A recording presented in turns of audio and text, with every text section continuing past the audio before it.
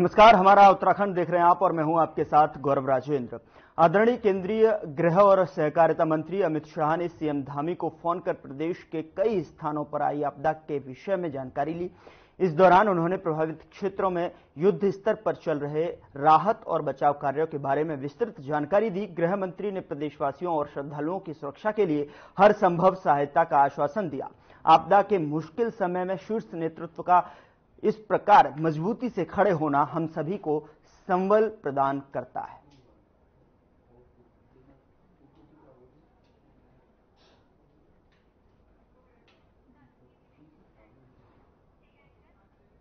रुद्रप्रयाग में फिर शुरू हुए रेस्क्यू अभियान, जिसकी जानकारी देते हुए पुलिस उपाधीक्षक गुप्तकाशी हर्षवर्धनी सुमन ने बताया कि रेस्क्यू कार्य लगातार जारी है। अलग अलग स्थानों पर फंसे यात्री सुरक्षित हैं।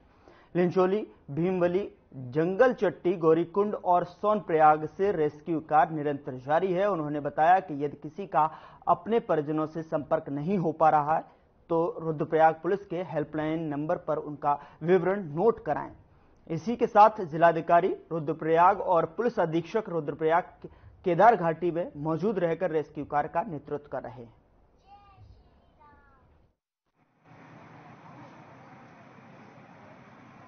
मैं पुलिस उपाधीक्षक गुप्तकाशी हर्षवर्धनी सुमन, मैं आप सभी से अनुरोध करती हूँ कि जितने भी यात्री हमारे यहाँ बारिश के कारण प्रभावित है वो सभी सुरक्षित जगह में हैं और जगह जगह पर हमारा रेस्क्यू प्रोग्राम चल रहा है। आप देख रहे हैं लिंचोली में, भीमवली में, गौरीकुंड में, जंगल चट्टी में और सोनप्रयाग क्षेत्र में भी हमारा कंटिन्यूसली हमारा रेस्क्यू प्रोग्राम चल रहा है। जगह जगह से हमने कल भी 3-4 हजार के करीब यात्रियों को हमने निकाला था। आज भी हमारा ये कंटिन्यू चल रहा है प्रोग्राम और जगह जगह पर अभी भी कई जगह पे लैंडस्लाइड हो रहा है, पर हमारे सभी यात्री जो है सुरक्षित स्थानों में हैं, उनको फूड पैकेट्स आदि प्रोवाइड कराए जा रहे हैं।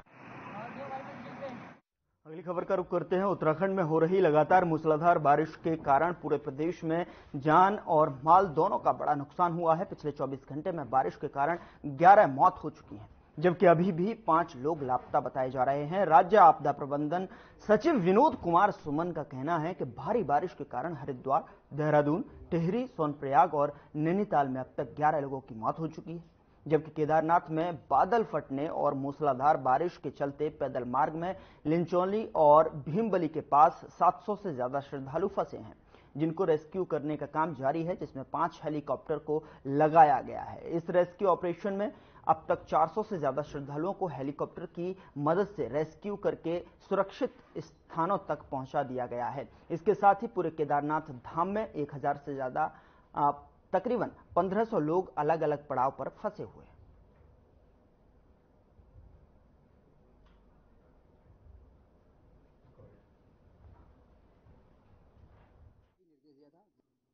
बताना चाहते हैं कि कल से लगातार बरसात हो रही है।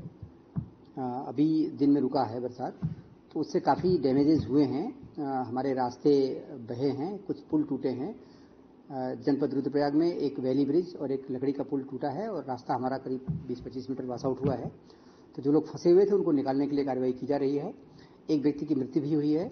जो लोग फंसे हैं उनमें से लगभग हमने अब तक 400 से अधिक लोगों को निकाल लिया है। हमारे 4 हेलीकॉप्टर थे, एक 5वां हेलीकॉप्टर भी यहाँ से भेज दिया गया है। जिलाधिकारी को माननीय मुख्यमंत्री जी ने सुबह ही निर्देश दिया था, जहां भी असुरक्षित। उधर आसमान से बरसता हुआ कहर हर तरफ जमकर अपना तांडव मचा रहा है। बद्रीनाथ राष्ट्रीय राजमार्ग गुलाब कोठी के पास बाधित हो गया। वहां इस समय तीर्थ यात्रियों से लेकर स्थानीय लोगों के वाहन सैकड़ों की तादाद में दोनों तरफ फंसे हुए हैं। वहीं स्थानीय लोगों और तीर्थ यात्रियों को निकालने के लिए विभाग पर सड़क खोलने को लेकर लापरवाही बरतने के आरोप लगाए जा रहे हैं। बता दें कि संबंधित विभाग की मशीन बाधित सड़क का मलबा हटाते समय अचानक खराब हो गई, जिस कारण तीर्थ यात्रियों से लेकर स्थानीय लोगों में काफी आक्रोश का माहौल बन गया है।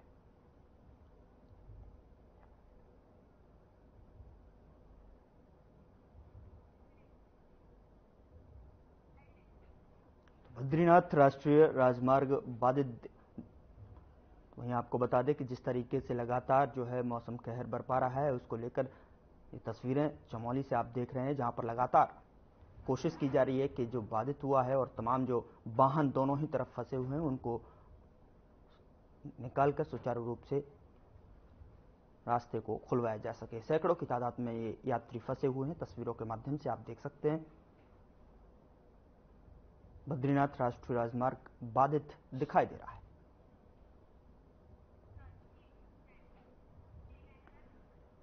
उधर केदारनाथ यात्रा मार्ग पर फंसे यात्रियों को रेस्क्यू करने के लिए एसडीआरएफ उत्तराखंड के जवानों ने देर रात रेस्क्यू ऑपरेशन चलाते हुए मुनकुटिया क्षेत्र से 450 यात्रियों को सकुशल सोनप्रयाग पहुंचाया। बता दें कि अब तक 2200 से अधिक यात्रियों को निकाला जा चुका है और आज भी रेस्क्यू ऑपरेशन लगातार जारी है। केदारनाथ यात्रा मार्ग पर यात्री जो हैं पूरी तरीके से फंसे हुए दिखाई दे रहे हैं। फंसे यात्रियों को जो रेस्क्यू ऑपरेशन है वो लगातार जारी है। अब तक तकरीबन 2200 श्रद्धालुओं को, यात्रियों को निकाला जा चुका है। तो फंसे यात्रियों का रेस्क्यू ऑपरेशन जो है लगातार जारी है। केदारनाथ यात्रा मार्ग पर किस कदर जो है यात्री फंसे हैं, तस्वीरों में आप देख सकते हैं। जिनको निकालने का जो रेस्क्यू ऑपरेशन है वो लगातार जारी है।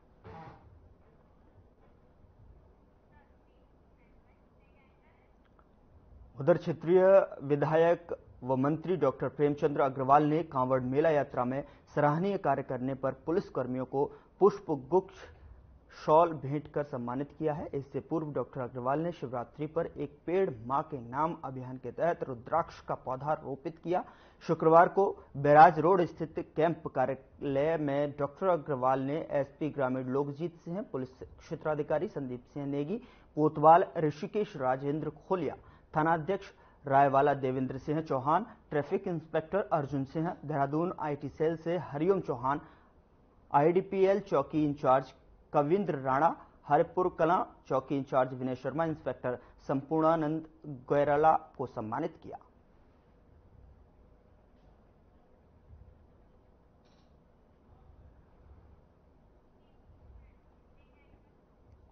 उधर उत्तराखंड में नगर निगम और नगर निकाय चुनाव को लेकर एक फिर हलचल तेज हो गई है। नैनीताल हाईकोर्ट में हलफनामा देने के बाद अब सरकार चुनाव की तैयारी में जुट गई है। राज्य के नगर निगमों में इस बार मेयर पद के आरक्षण में बदलाव होगा। कहीं महिला सीट पुरुषों के पास जाएगी तो कहीं पुरुष सीट महिलाओं के लिए आरक्षित हो जाएंगी। सूबे में पहली बार 30% तक ओबीसी आरक्षण लागू होने के बाद 33% सीटें रोस्टरवार महिलाओं के लिए आरक्षित होंगी। इससे कई नगर पालिका का चुनाव लड़ने वाले नेताओं की सांसें फूली हुई हैं। देखिए, भारतीय जनता पार्टी का जिस प्रकार से ग्राफ गिरा है, उनको मालूम है कि उत्तराखंड के अंदर अब जो भी चुनाव होगा वो भारतीय जनता पार्टी हारेगी। नगर निकाय की अगर हम बात करें तो इन्होंने 6 महीने का कार्यकाल एक बार बढ़ा दिया। इनके मंत्री झूठ बोलते रहे कि हम समय पे चुनाव कराएंगे, लेकिन समय अवधि इन्होंने बढ़ा दी। फिर जब 6 महीने की समय अवधि बढ़ाई तो इन्होंने कहा कि हम समय पे चुनाव कराएंगे 6 महीने के अंदर। फिर उन्होंने 3 महीने का समय बढ़ा दिया, लेकिन इनकी मंशा चुनाव कराने की नहीं है। उधर शिव भक्तों के भेष में सड़कों पर उत्पात मचा रहे कावड़ियों की पहचान सार्वजनिक करने की भाजपा नेता पंडित राजेंद्र अंथवाल ने मांग की है।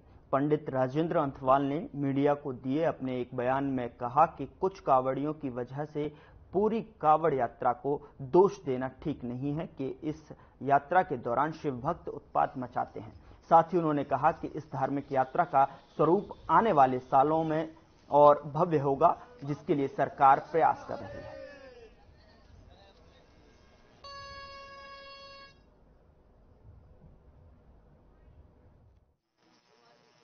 पड़ेगा कि भाई इनकी आस्था को ठेस न पहुंचे, और साथ ही जो लोग कुछ इसमें उपद्रवी भी आ जाते हैं, जिनका केवल अपने स्वार्थों के लिए या जो क्राइम से बच के भी कुछ लोग रहते हैं, जो क्राइम करके वो इसमें घुस जाते हैं, तो उसका भी इसीलिए वो क्या नाम कहते हैं, व्यक्तिगत पहचान की दृष्टि से भी ये कदम उठाया गया था। तो मैं समझता हूँ कि सबको इस बात का ध्यान रखना चाहिए।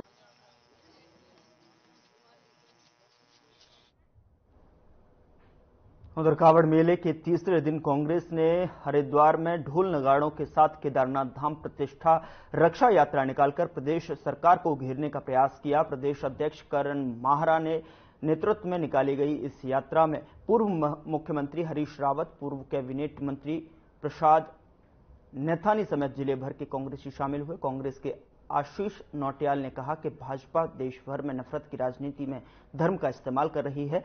आमजन को भाजपा की असलियत बताने के लिए यह यात्रा निकाली जा रही है, जबकि कांग्रेस हमेशा देश में एकता, अखंडता और सौहार्द की पक्षधर रही है।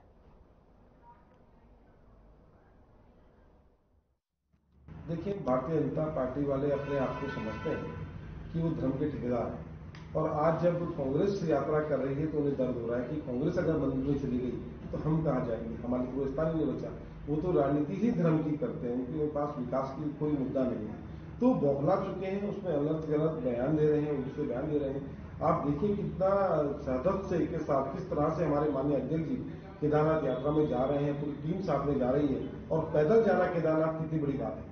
ये निश्चित केदार बाबा की कृपा है कि वो लोग इतना पैदल चल पा रहे हैं। उनका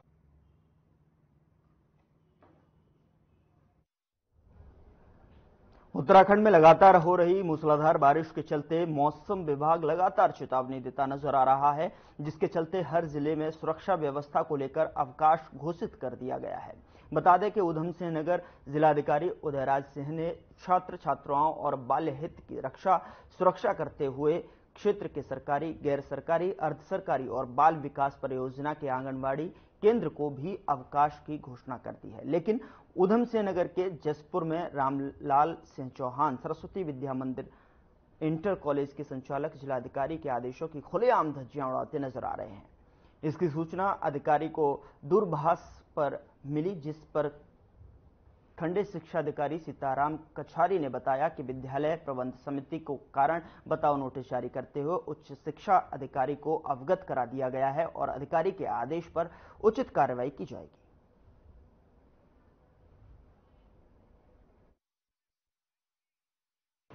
हमारे विकास खंड में जो भी निर्देश है उसके निर्देश के क्रम में सभी विद्यालय निर्देश का पालन कर रहे हैं, कहीं कोई अवहेलना नहीं हो रही है। हमारे संज्ञान में लगभग 12:30 बजे जो है टेलीफोन के द्वारा कहीं किसी के द्वारा सूचना मिली कि जो है रामलाल सिंह चौहान जो है वो विद्यालय खुला हुआ है। तो संज्ञान में 12:30 बजे के बाद ही जो है मैंने इस पर जानकारी भी किया। उधर सावन महीने की शिवरात्रि पर नीलकंठ में 6 लाख से ज्यादा कांवड़ियों ने जलाभिषेक कर लिया है। ये संख्या तेजी से बढ़ती हुई दिखाई दे रही है। वहीं अपने अपने गांव के शिवालयों में जलाभिषेक करने वाले कांवड़ियों की वापसी भी शुरू हो गई है, जिसकी वजह से तपोवन और लक्ष्मण झूला क्षेत्र में कांवड़ियों की भीड़ से सड़कें पैक दिखाई दे रही हैं। जगह जगह जाम की स्थिति भी बनी हुई है। पुलिस कड़ी मशक्कत कर रही है, साथ ही कांवड़ियों को गंतव्य की ओर रवाना करने का प्रयास भी कर रही है। उधर आपको बता दें कि नीलकंठ में भी पुलिस ज्यादा से ज्यादा कांवड़ियों को कम समय में जलाभिषेक करने की कोशिश करने में लगी है।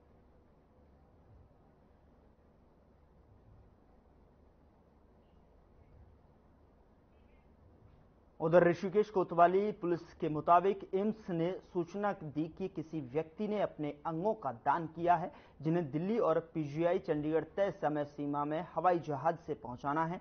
एम्स से जॉली ग्रांट एयरपोर्ट तक कम से कम समय में एम्बुलेंस पहुंचने की व्यवस्था भी करनी है। सूचना के आधार पर एसएसपी अजय सिंह ने सीओ संदीप नेगी को आदेश जारी कर तय समय सीमा में एम्बुलेंस जॉली ग्रांट एयरपोर्ट पहुंचाने के लिए कहा। इसी कड़ी में एम्स से मानव अंगों की एम्बुलेंस को पुलिस ने स्कॉट किया। वहीं कोतवाल राजेंद्र सिंह खोलिया ने बताया कि सामान्य रूप से ये दूरी करीब 35 मिनट में पूरी की जाती है, जिसे 18 मिनट में पूरे करने का रिकॉर्ड कोतवाली पुलिस ने कायम किया है।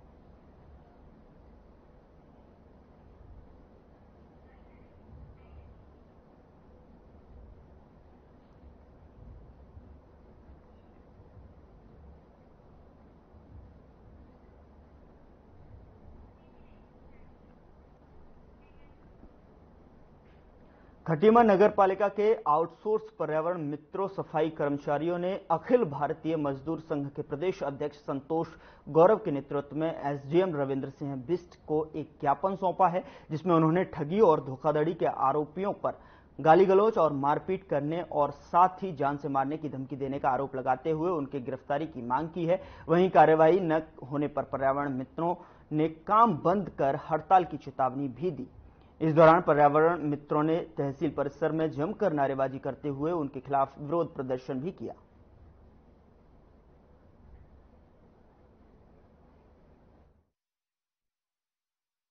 दो तीन व्यक्तियों के द्वारा इन सफाई कर्मचारियों के साथ अभद्रता की गई थी। इसी की शिकायत लेकर पहले भी मेरे पास आए थे, तो तहरीर इन्होंने जिसकी मैंने कोतवाल साहब को दे भी दी है। दोबारा इनके द्वारा फिर बदतमीजी के लिए दोबारा मैं कोतवाल साहब को इसकी तहरीर इनकी जो ज्ञापन आया हुआ है उनको भेज रहा हूँ। उसमें कार्रवाई के लिए मैं कोतवाल साहब इस पर इसमें कार्रवाई करें और जो भी दोषी हो उसके नियमानुसार कानूनी कार्रवाई। पावस गुप्ता नफीस अंसारी के विरुद्ध यहाँ उनकी गिरफ्तारी की मांग करने आए थे। हम यहाँ पर जैसे पहुंचे, हमारे पीछे पीछे पावस गुप्ता, राशिद अंसारी, सुमित यादव और नफीस अंसारी, ये चार लोग अपने साथ 10-20 लोगों को लेकर के हमारे कर्मचारियों के साथ हाथापाई करी, मारपीट करी, गाली गलौज की। तो उसकी तहरीर लेकर के आज हम लोग आए हैं कि उनके विरुद्ध तहसील में जो व्यक्ति इस प्रकार की घटना को अंजाम दे सकता है।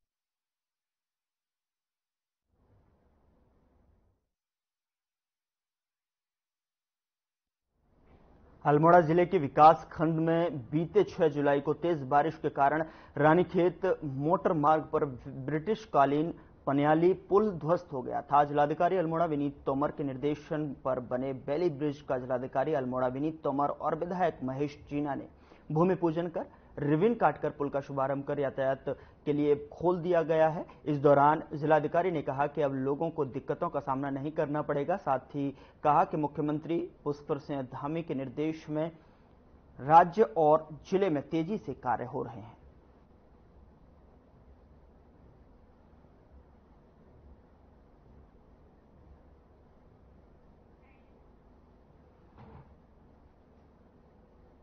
नया पुल बनाने के ये निर्देश दिए गए हैं, जिसको रिबन काटकर जो है पब्लिक के लिए खोल दिया गया है और साथ ही साथ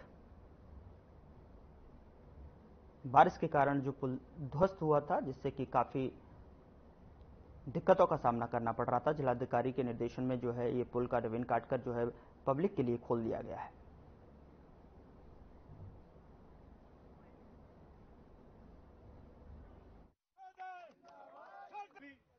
खुशी नहीं बल्कि पूरे क्षेत्र को खुशी है। हमारा शल्ट ब्लॉक, डिकेशन ब्लॉक, ताड़खेत ब्लॉक, लोकुटिया और गढ़वाल तक यहाँ से गाड़ियाँ जाती हैं और ये हमारे माननीय विधायक शल्ट और जीएम साहब के अभिनव प्रयास से बहुत यानी 16 दिन में ये पुल तैयार हुआ। उसके लिए दोनों बधाई के पात्र हैं और पीडब्ल्यूडी के अधिशासी अभियंता समेत पूरी उनकी टीम। इन्होंने जनता को 16 दिन में एक वैली ब्रिज बना के दिया, जिसमें काफी प्रोटेक्शन का काम था। आपको पता ही है कि आपदा में ये पुल हमारा बारिश के दिन बह गया था और अभी मात्र 16 दिन के अंदर हमारे पीडब्ल्यूडी डिपार्टमेंट जो पीडब्ल्यूडी रानीखेत है प्रांतीयखंड, उनके द्वारा हमारे एक्शन साहब जो ओंकार पांडे और उनकी टीम ने और डीएम साहब ने इसको बहुत तेजी से बनाया। इसके लिए मैं उनका धन्यवाद भी करता हूँ और साथ ही क्षेत्रवासियों को भी इसकी शुभकामनाएं। आज मोहन का पुल दोबारा बन के तैयार हो गया। हमारे सल्ट के विधायक माननीय महेश जीना जी ने इसको 16 दिन में तैयार किया। उत्तराखंड के अंदर पहली बार होगा कोई पुल बना होगा तो 16 दिन के अंदर बन के तैयार हो चुका है। इसके लिए माननीय विधायक जी का धन्यवाद और डीएम साहब का और हमारे एक्शन साहब का बहुत बहुत धन्यवाद करता हूँ। आपने हमारी पुल को आज बना के चालू कर दिया है, इसके लिए बहुत बहुत धन्यवाद करता हूँ। सभी क्षेत्रवासी बहुत खुश हैं, हमारा पुल बन गया है। उससे लोगों को जो है जो आने जाने में परेशानी हो वो परेशानी दूर हो जाएगी। इसलिए मैं डीएम साहब का और हमारी माननीय विधायक सर जी ने बहुत बहुत धन्यवाद।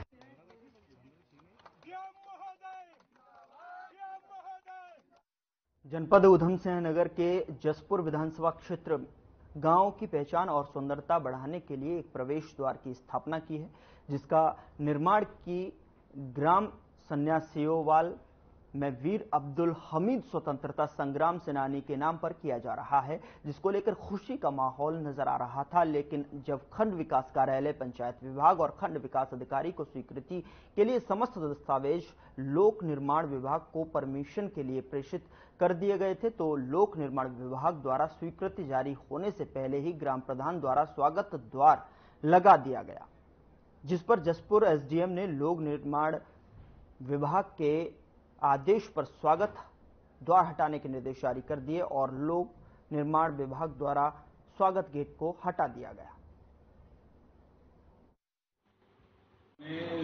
7/2024 को प्रस्ताव में पारित कराया था स्वागत द्वार का। प्रस्ताव संख्या 4 है।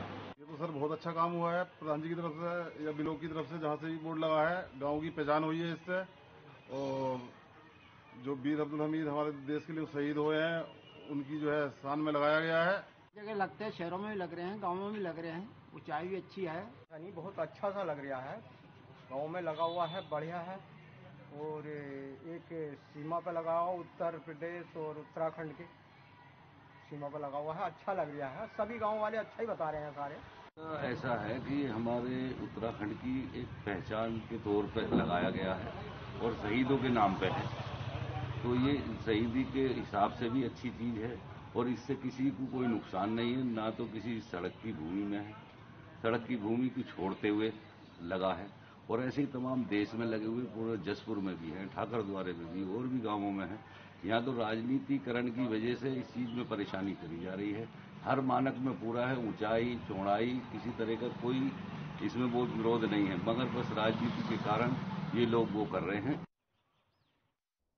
उधर काशीपुर के कुंडेश्वरी रोड स्थित आरटीओ कार्यालय में जब आरटीओ विमल पांडे से लोगों के ऊपर बकाया टैक्स के विषय में वार्ता की गई, इस दौरान उन्होंने कहा कि लगभग 36 करोड़ का बकाया टैक्स ऑफिस में बकाया है। हम लगातार कोशिश कर रहे हैं कि टैक्स वसूल करने के लिए एनफोर्समेंट भी होते हैं, इसके अलावा हम लोग फोन भी करते हैं और नोटिस भी भेजते हैं, साथ ही वसूली पत्र भी जारी करते हैं। इसके साथ ही उन्होंने बताया कि हम नए वित्तीय वर्ष में 350 से अधिक वसूली पत्र जारी कर चुके हैं और 1000 से ज्यादा नोटिस भी जारी किए गए हैं। साथ ही उन्होंने पत्रकारों को बताया कि लगभग 1000 वाहनों पर टैक्स बकाया है और वसूली की बात करें तो 2 करोड़ से अधिक वसूली इसी वित्तीय साल में की जा चुकी है। बकाया पर अगर बात करें तो वित्तीय वर्ष की प्रथम तिथि को लगभग 36 करोड़ रुपया का बकाया टैक्स हमारे ऑफिस में सॉफ्टवेयर शो कर रहा था। और बकाया पर लगातार हम कोशिश कर रहे हैं बकाया वसूल करने के लिए। एनफोर्समेंट भी होते हैं। आज ही विदाउट टैक्स 3 या 4 वैकेंसी किए गए हैं। उसके अलावा हम लोग नोटिस भी भेजते हैं, फोन भी करवाते हैं और वसूली पत्र भी जारी करते हैं। लगभग अभी इस नए वित्तीय वर्ष में हम लोग 350 से अधिक वसूली पत्र जारी कर चुके हैं। फिलहाल बुलेटिन में इतना ही। नमस्कार।